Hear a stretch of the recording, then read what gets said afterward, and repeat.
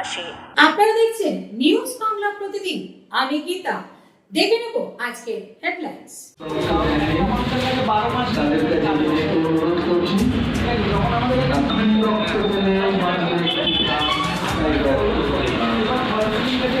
আপনাদের মূল্যবান বক্তব্যে এই অনুষ্ঠানকে সাফল্যমণ্ডিত করে তুলব।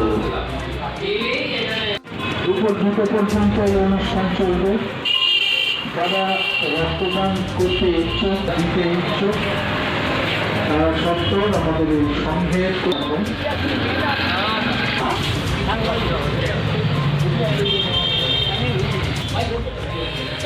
অসংখ্য পরিচালনায় আপনি প্রাণ থেকে যেতে পারেন।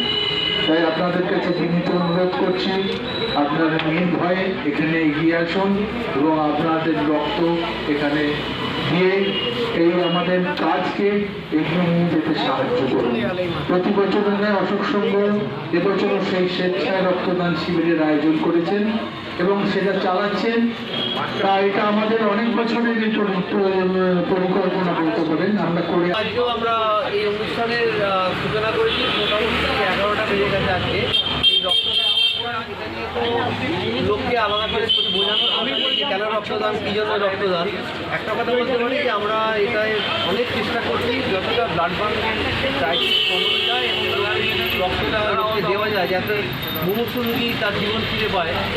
এখনও পর্যন্ত আমরা যা দেখি তাতে আস্তে আস্তে কিন্তু রক্ত দেওয়ার প্রবণতা কমে যাচ্ছে। আমরা অনেক চেষ্টা করছি যতটা রক্ত কালেক্ট করা যায়। আর আজকে আমরা এর পাশে আমরা যে পেয়েছি ক্রেতা সুরক্ষা দপ্তরকে, ওনাদেরও আমরা এখানে একটা কাউন্টার করেছি যেখান থেকে যে কোনো ক্রেতা জানতে পারবেন যে যদি তিনি ঠকে যান বা কেনার আগে পরে তার যে অসুবিধে কিছু হয় তাহলে তিনি কীভাবে রিকভার করতে পারবেন বা ক্লেম করতে পারবেন, সেই ব্যাপারেও আমরা এখানে একটা শিবির তৈরি করছি আজকে। এছাড়াও আমাদের পাশে আছেন কৃষি দপ্তরের সহযোগিতা, ক্রেতা সুরক্ষা সহযোগিতা এবং আমরা এই তিনজনেরা মিলে আজকে আমরা এই অনুষ্ঠান পরিচালনা করছি। কত বছর হলো আমাদের দেখুন ক্লাব প্রায় 70 বছর হলো এবং এই রক্তদান অনুষ্ঠান অন্তত আমার মনে হয় না 25 বছরের কম, আরও বেশি হয়তো কম নয়। অশোক সংঘ একটা হুগলি চুঁচুড়া বুকে একটা অন্যতম নাম, একটা নক্ষত্র। সামাজিক কাজ সারা বছরের মধ্যে আর কি করেন রক্তদান ছাড়া? দেখুন, এছাড়া আমরা স্বাভাবিকভাবেই যে সমস্ত ট্যালেন্টেড ছেলে বা মেয়ে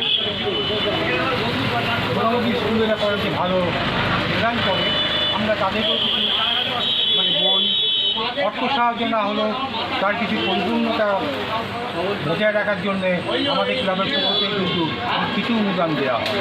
আর তাছাড়া এই ঐতিহ্যবাহী অশোক সংঘের নাম এই চত্বরে কারণ বাইরেও কিন্তু বিশালভাবে পরিচিত।